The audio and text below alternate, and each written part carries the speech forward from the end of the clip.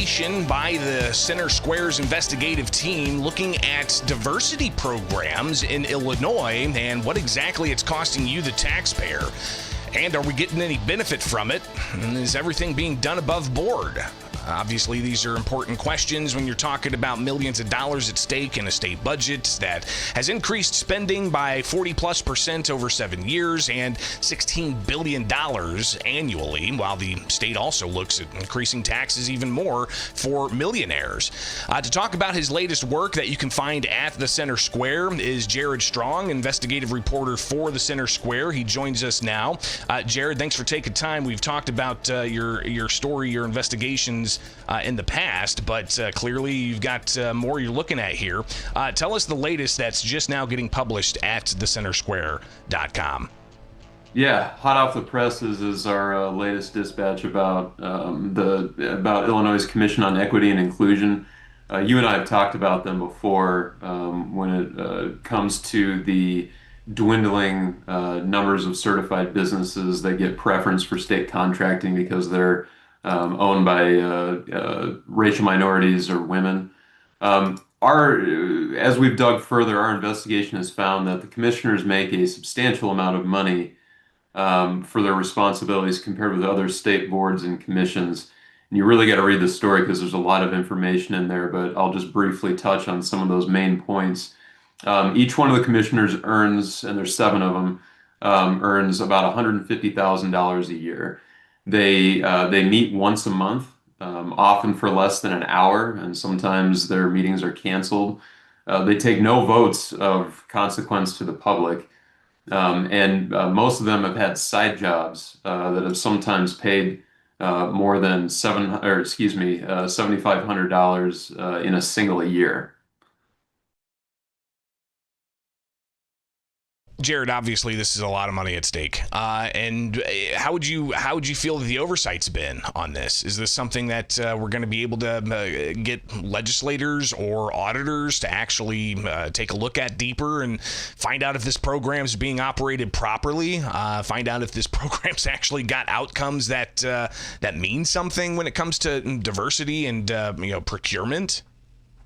Yeah, well, it's a relatively new commission. So lawmakers created it in 2022 and increased the goal of to 30% for state contract money. So they want at least 30% of the tens of billions of dollars that are eligible for this to go to these businesses. There has been an audit, limited audit of some of their work a couple of years ago.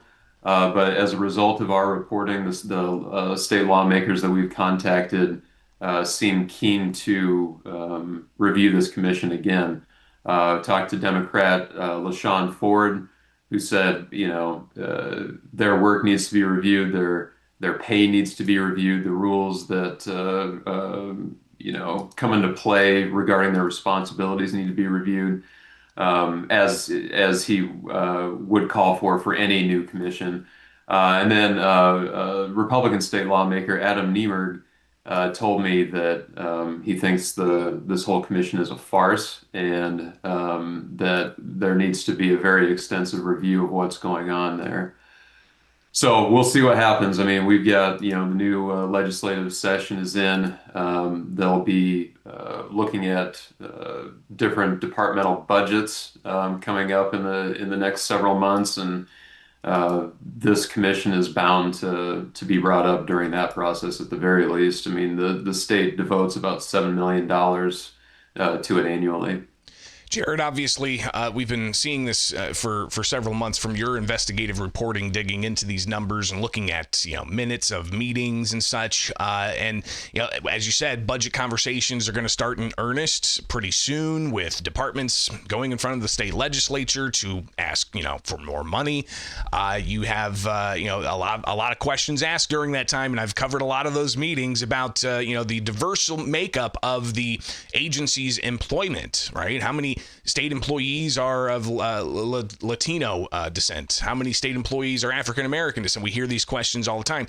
Does that, you think, if that's something you always hear at these meetings when they get in front of legislators, do you think that means that they have to address this issue of whether or not this diversity program that they've implemented and put tax dollars behind needs to be operating properly? Well, I mean, clearly, state lawmakers, this is a priority for them. As you just alluded to, the commission also oversees like other diversity efforts in state government. The lawmakers saw a need to award more state contract money to these businesses. They've devoted millions of dollars to it. They want it to work, and they created this commission to facilitate that desire. And I can't imagine that they wouldn't be following up to make sure that there are actual results from this. We've talked about this before. One of their primary roles is to increase the number of certified businesses, because the more businesses that are certified, the more of those folks that are going to get the state contract money. But our investigation has found that, while during the commission's tenure, the number of those businesses reached a high of 5,400, just recently, actually just last week, they reported that that's down to about 2,800 now. So, I mean, it's been almost cut in half.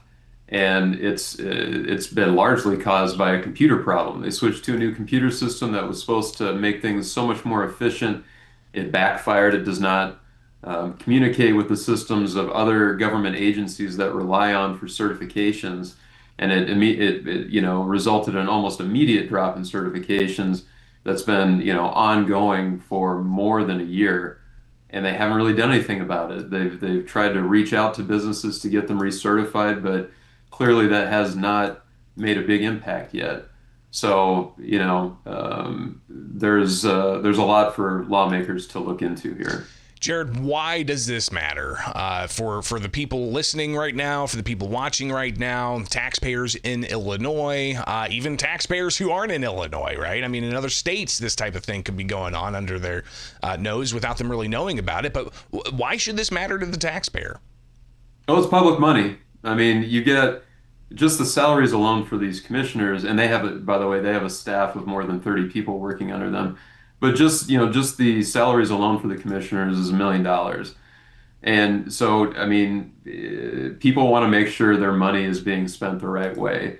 On top of, making a substantial amount of money, not taking any votes of consequence, and having this issue with these dropping certifications, some of these folks, most of the commission is working, like I said, these side jobs. We've got one commissioner who has a digital media company, and has worked as a business coach on the side, making more than $7,500 in 1 year.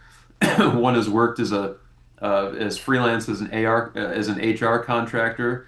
One has been a teacher and consultant for universities, and another has directed a play recently, just this last fall, and also runs a business that pairs, if you're familiar with Dungeons and Dragons, game masters to host groups of people for these role-playing games. They host regular events at bars too, called Drinking and Dragons. So while you have other boards and commissions in Illinois where state law explicitly says you must treat this as a full-time job, you cannot have any other side gigs. There's no such requirement for this commission. Why? Why is this commission different than the paid commissioners and board members elsewhere in state government? Jared, what's next for this story? Is it a matter of just keeping it in front of lawmakers and saying, hey, what's being done about this? Or do we wait for more audits? What other kinds of questions are you delving into for future stories? Well, I mean, we've got a couple lawmakers who have said that they want to look into it. So I'm not sure where exactly they are going to take this. But we're still digging. We have records requests. One thing is that none of the commissioners will talk to me. They've not responded to any of my interview requests. So it's difficult to get insight into their decision making and how much they're actually doing. I mean, I specifically asked them, do you consider this to be a full-time job? no response. So we've been relying on largely on records requests and publicly available data that we're still digging through. And there are other issues that we need to look at concerning this commission. But we'll see what lawmakers do. And the commission has an annual report that's due. I think they should be filing it in about a month.